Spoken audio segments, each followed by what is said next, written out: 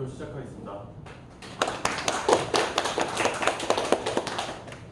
저희는 인천 용현동 주상복합을 대상으로 지금 프로젝트를 진행을 했고요. 저는 조장 이형진, 그리고 조원으로 장민혁, 김하림, 박수환, 그리고 이영지까지 참여했습니다. 저희는 우선 그 레빗을 접할 때 이제 레빗에서 배웠던 것들을 최대한 많이 활용할 수 있고, 그리고 그 기능들을 최대한 다 활용하면서도 또 이 레빗이라는 게 단순히 3D 모델링을 하는 프로그램이 아니라 그 이상의 어떤 빌딩 인포메이션 모델링이라는 그 인포메이션에서도 약간 다양한 역할을 할 수 있도록 그런 좀 많은 기능을 저희가 직접 활용할 수 있도록 그런 쪽으로 좀 많이 접근하였습니다.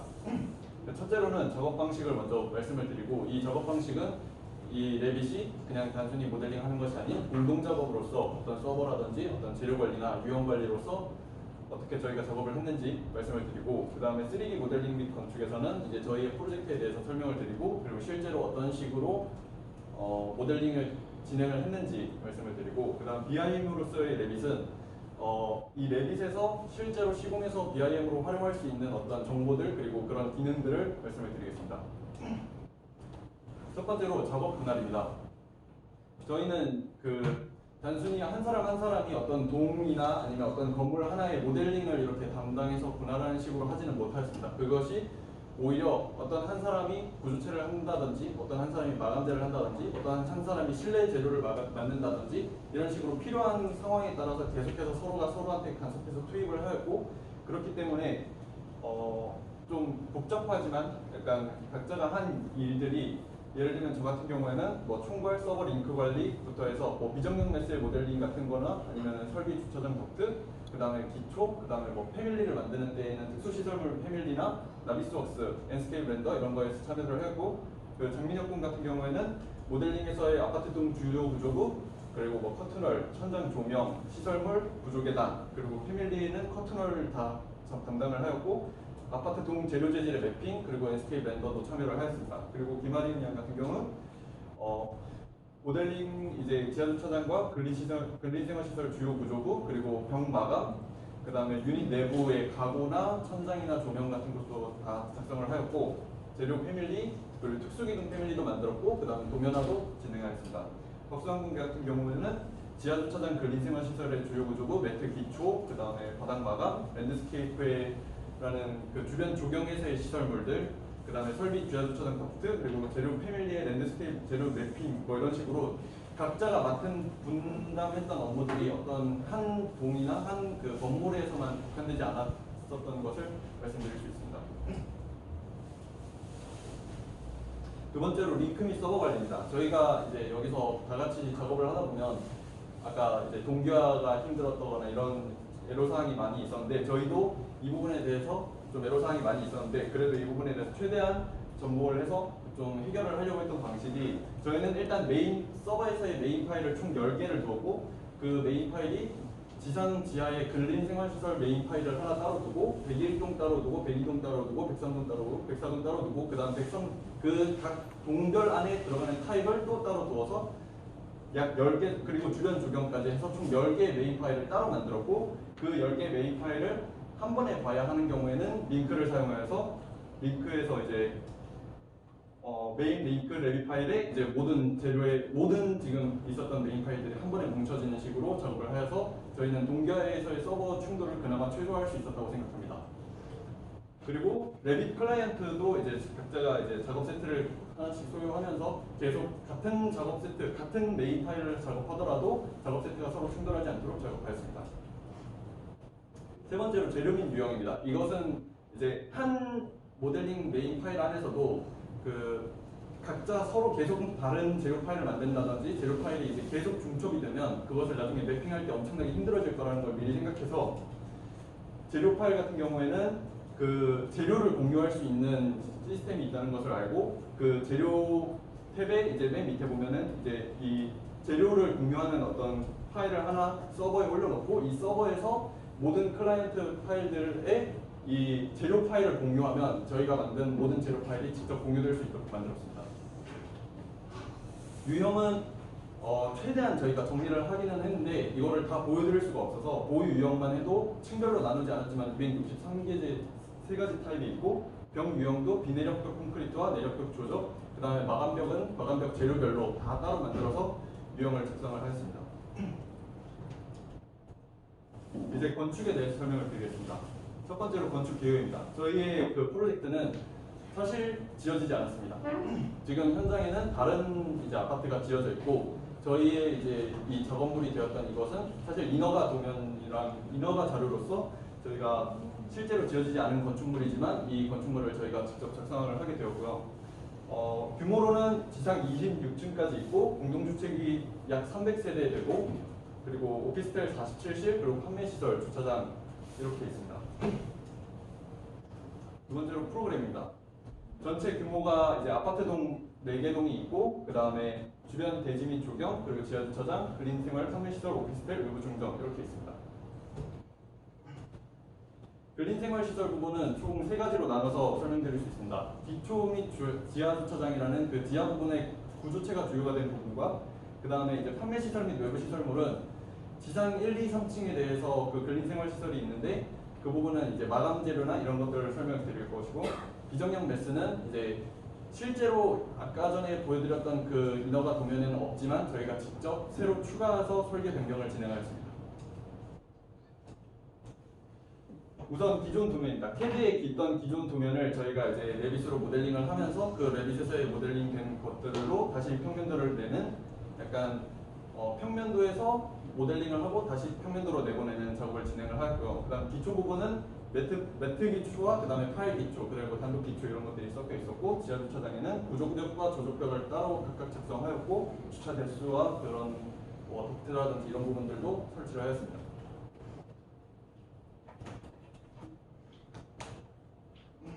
네, 그리고 이게 기초 부분이고 그 다음 그 위에 이제 구조벽과 조적벽들 그리고 이제 보호와 기둥들 사항입니다. 판매시설 및 외부시설물 같은 경우에도 구조체를 이제 먼저 다 구조체만 먼저 다 작성을 하고 그 다음에 이제 마감을 붙이는 식으로 하고 같은 방식으로 평면도에서 모델링, 레빗 도면을 다시 작성하였습니다. 우선 이제 외부시설물에서의 그 대표적인 것들 중에 이제 저희가 하나하나 마감들에 대해서도 범프라든지 아니면 릴리프 패턴 이런 것들에 대해서 매핑을 했을 때 그래서 엔스케이프에서 다시 렌더를 하였을 때 최대한 사실감 있게 재료를 하기 위해서 재료 관리랑 비용 관리를 열심히 하였고 거기에서 이제 재질을 익히는 것에도 좀 많은 시간을 할애하였습니다.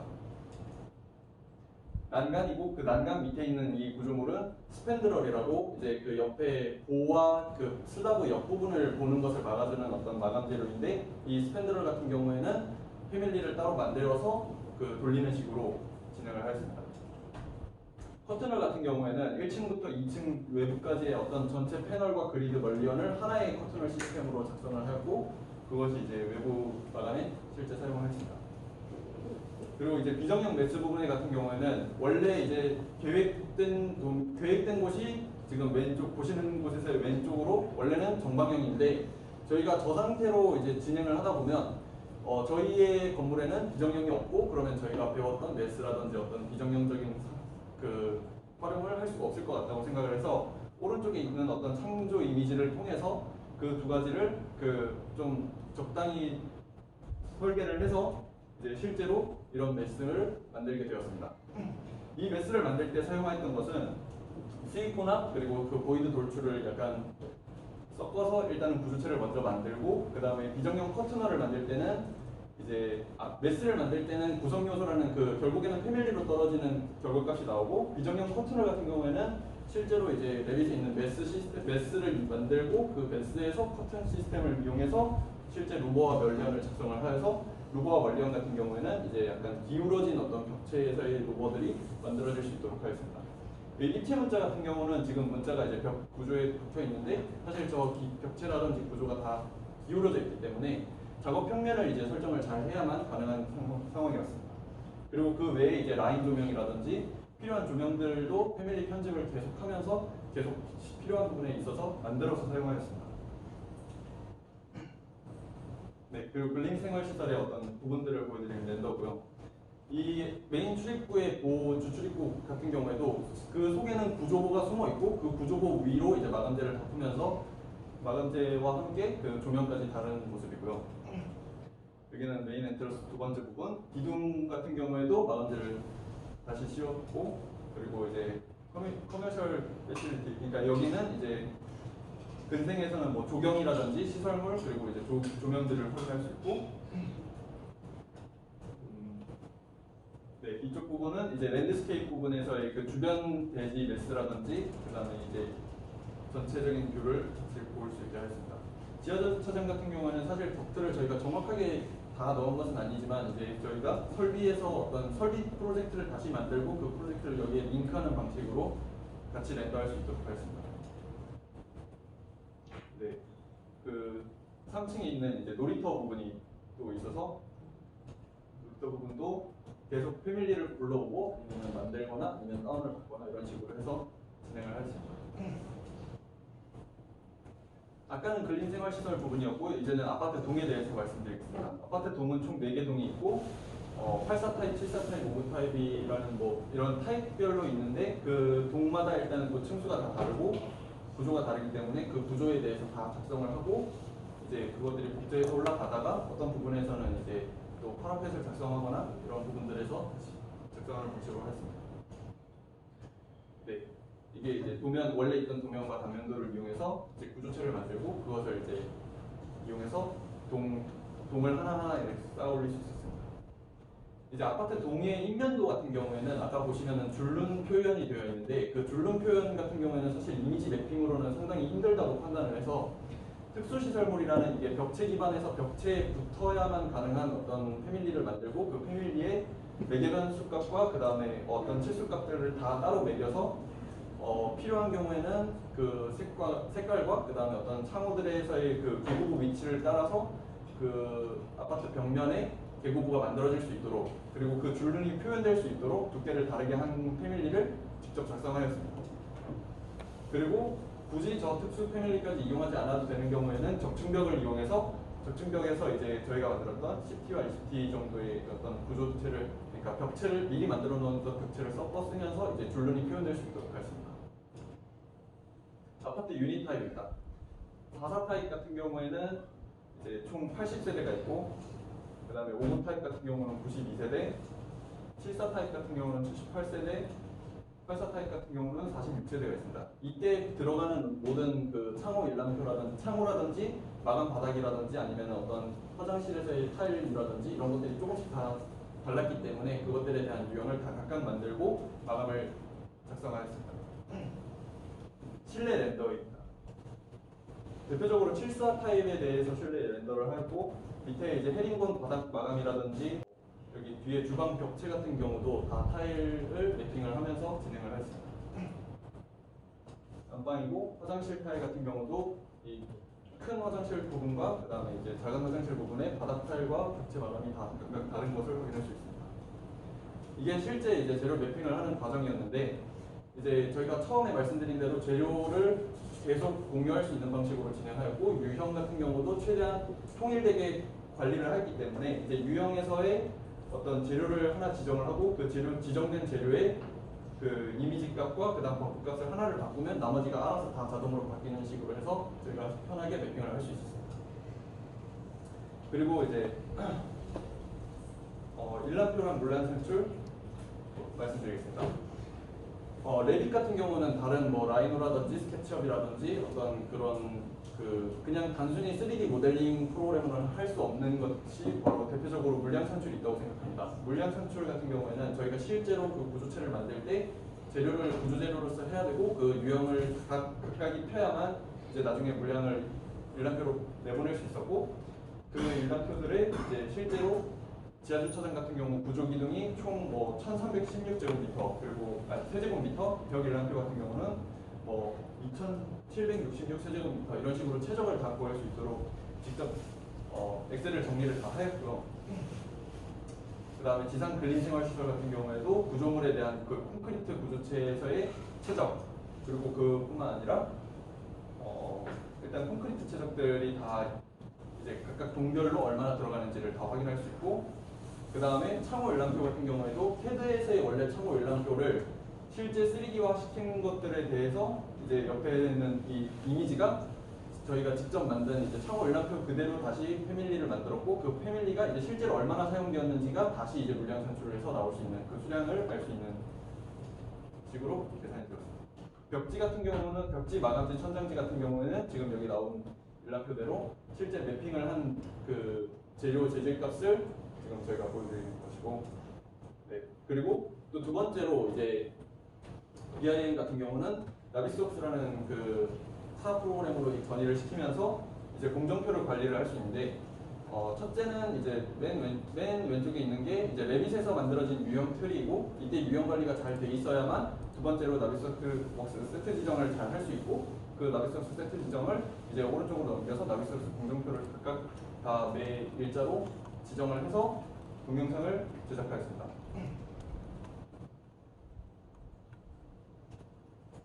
지하주차장 그 처음에 흙파서 흙파는 구간부터 기초를 쌓아가는 것과 그 다음에 매트 기초를 타설을 하고, 그 위에 기둥과 보와 벽체 그리고 조적벽체가 각각 올라가고, 그 다음에 이제 지상 근생부까지 그 구조체가 먼저 올라가고, 각각이 이제 실제 아파트가 지어질 때 동수별로 이제 이렇게 각각 올라가는 방식들, 그리고 이 구조체가 완전히 마감이 되면 사실 가장 먼저 붙는 것이 그 다음 네, 창호가 먼저 이제 붙고요. 그 다음 마감을 위에 내리면서 마감을 하고, 그 다음 시설물 설치하고, 이런 식으로 실제 공정이 이루어진다는 것을 저희가 직접 보일 수 있습니다. 네. 마지막 파이널 렌더로 이제 조감도를 보여드릴 수 있고요. 조명 같은 경우도 이제 좀 여러 가지로 신경을 많이 썼고, 주변 조경이나 아니면 파라펫 같은 경우 저기 뭐 태양광 시스템이라든지 최대한 디테일을 할 수 있는 만큼 살리려고 하였습니다. 네, 최종 동영상.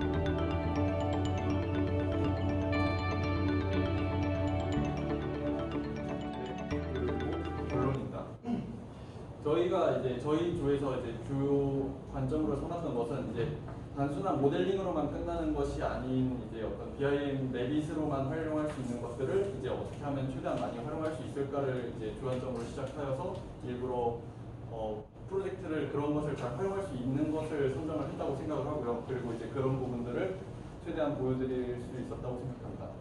네, 이상으로 2조 발표를 마치겠습니다.